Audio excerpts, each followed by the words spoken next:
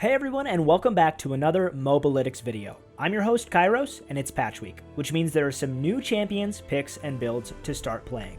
So here's our rundown of our choices so you can jump in without missing a beat. This patch wasn't as big as some of the recent patches this season, so some of these champions have slowly been rising to popularity over the last few weeks, and we just want to make sure you aren't missing out. Let's dive straight into it, and first off we have SENNA support. Now, this isn't just SENNA support as you may be thinking, and instead this is actually building SENNA like a support rather than just picking her there and playing like an AD carry anyway. Basically, people have been playing SENNA like an enchanter, which is pretty appropriate considering the meta right now. Her main item is Locket of the Iron Solari, which offers solid utility and protection for your team. You also become incredibly durable and become less of a free kill to those pesky assassins who like to think that they can one-tap you still. Between your Locket shield and your ult shield and Q heal, you can drastically increase the effective HP of you and your allies. And because of the souls you collect, you'll still be able to function normally while dealing some good damage. If the enemy team lacks AoE damage or dive, you can even go for a Moonstone Renewer if you feel Locket doesn't really have as much value. Redemption is a great second item too, as the active is powerful while increasing your healing and shielding power by 20%. Overall, this enchanter style of itemization for SENNA is pretty refreshing and actually makes you feel like more of a support. It's being pretty heavily prioritized right now in high elo, so give it a go and let us know how it works out for you. Next up, we've got AHRI. And yes, you're all probably thinking, oh god, we've heard enough about that freaking champion already. But you'll be glad to know that actually it's AD AHRI. Wait, what? Yep, you heard me correctly. Some high elo players have been experimenting with building AD items on her. Now don't get me wrong, this champion is already abusable. The Everfrost Shadowflame path is pretty OP and pros are really abusing it right now, so don't be afraid to just keep cracking on with that. However, if you want something a bit different, you can go for a Kraken Slayer, Blade of the Ruined King, Lethal Tempo AHRI build. So why does this even work? Well, think about it. AHRI's auto attack is just so beautiful, so why not? But really, it comes down to her insane mobility. AHRI is nearly impossible to lock down, and just imagine an AD carry with infinite dashes? Well, that's AHRI. She also has innate sustain in her passive, and self-peel and CC with her charm. So overall, it makes decent sense as a playstyle. Now, I don't know if this is ever going to be as strong as the traditional AP AHRI build, because it's super cheesy, but it's really enjoyable, and makes sense in theory. Just be prepared to get spam pinged a bit if you give it a go and it doesn't quite succeed. Just tell them that Kairos made you do it. SERAPHINE got some love this patch, and this champion was actually performing exceptionally well in the bot lane already before these buffs, even though her pick rate was incredibly low. Yes, that's right, we're talking about SERAPHINE as a bot laner right now, rather than as a support. SERAPHINE has a ton of strengths that you may not see quite as much when she's played support. She has very good wave clear, harass, sustain, utility, and generally good damage too. Playing her as a bot laner also gives her more gold and allows you to build a bit more AP if you want to.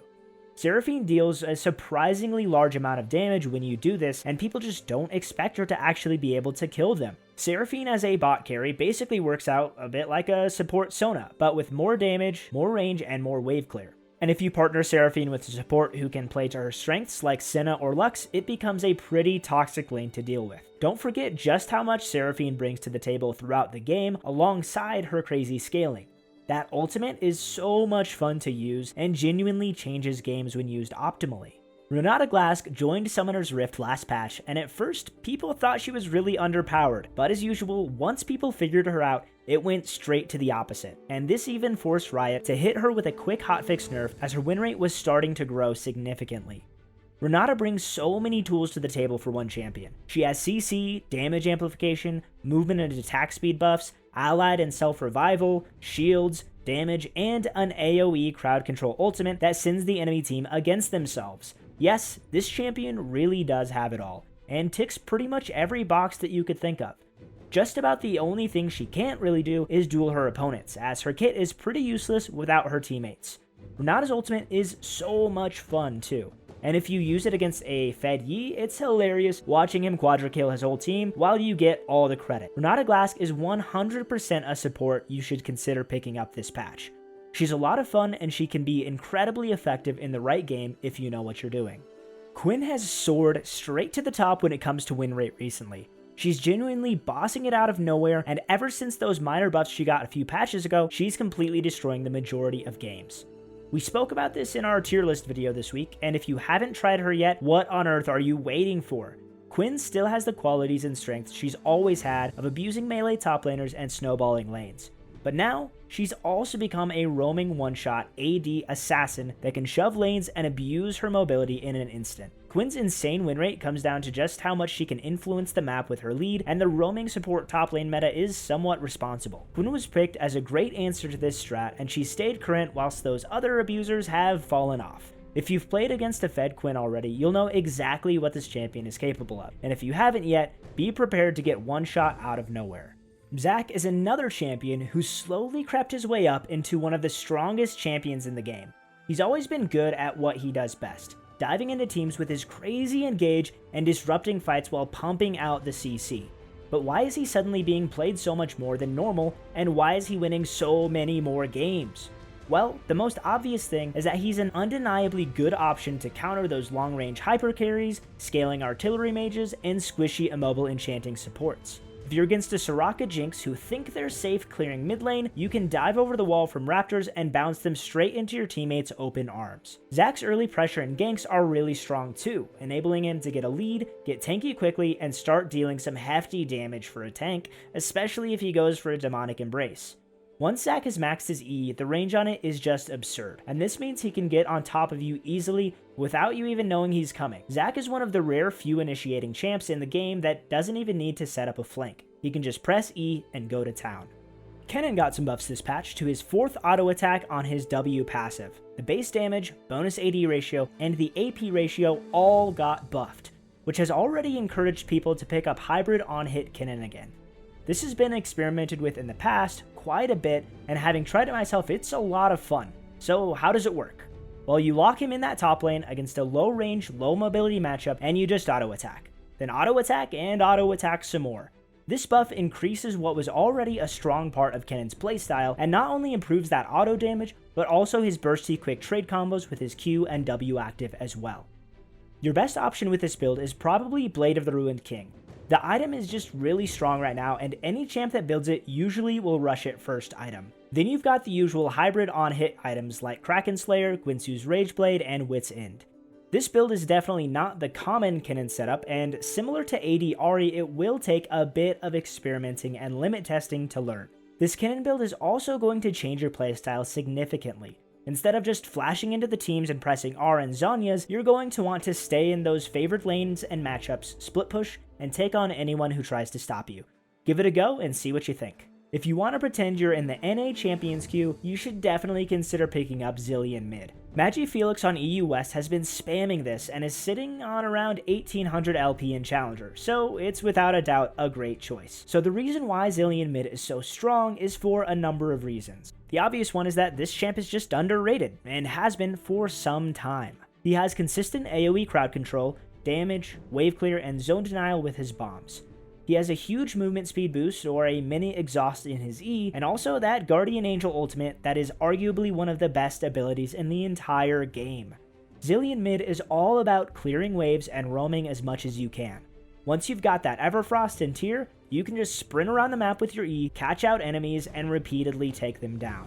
Honestly, if ZILEAN could jungle, his ganks would be unreal. This champion not only pushes, roams, and ganks easily, but he also controls fights so well with his bombs, and has the potential to save his teammates' lives, opening up the options for easy turret dives and risky plays too.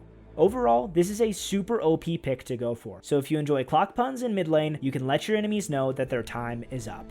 Another pick that the pros have been finding a lot of success with is tank RYZE. Fimbulwinter feels like it was made for this build, and once you upgrade it, the insane mana pool and defensive stats, plus the shield, make you feel unkillable. The build mainly consists of Everfrost as your mythic, then Winter's Approach, Frozen Heart, Force of Nature, and finally a Gargoyle Stoneplate. The item priority mainly comes down to what opponents you're against and who is the biggest threat. For example, if you're against a mage heavy comp, you're going to want to get Force of Nature over Frozen Heart, and vice versa. Even if you build him with this tanky setup, you'll still become a machine gunning powerhouse, but also you just simply do not die. Don't be deceived by RYZE's low win rate, as in team games he's probably the most broken champ in the game. Of course, he doesn't perform as well in solo queue, but that's because people don't know how to abuse him, and they also don't make it through his weaker early game. Our final OP pick to talk about today is AHRI. Ever since the fighter itemization changes and Death's Dance updates, he's slowly been getting more and more popular. AHRI also received a buff to his Q not long ago, increasing the damage of his sweet spot. Increasing the damage also increases his healing, and his sustain and survivability are exactly what make him so damn strong. AHRI is all about hitting as many opponents as he can with his abilities and maximizing his sustain and his damage in general. If you aren't CC'd, you can sit in a 1v5 and just spam to your heart's content and laugh as your enemies fail to even scratch the surface of your sustain. Death's Dance is just a ridiculous item right now, and there are plenty of other champs who abuse it too, like LeeSean and Viego. But on AHRI, it definitely feels like he can benefit the most from the item. If your opponents don't build anti-healing, you can genuinely 1v9. Well, that's going to wrap up our list of the top 10 OP champs, picks, and builds that you should be trying out this patch. Some of them are riskier than others and will take some experimenting, and some of them are just plain broken. Let us know in the comments how it works out and if you think we missed anyone who should have been on the list. That's all from us here at Mobalytics, and we'll hope to see you in the next video. Good luck and have fun.